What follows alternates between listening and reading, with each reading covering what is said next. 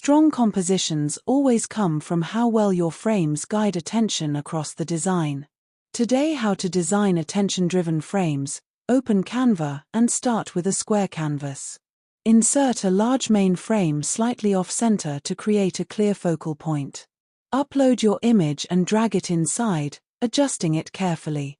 Add 1 or 2 smaller frames around it for supporting visuals. Select the background and apply a neutral or soft gradient tone. Add thin line elements or subtle shapes pointing toward the main frame, lowering their opacity. Duplicate the main frame and place it behind with reduced opacity for depth. Use position tools to align everything while maintaining focus. Add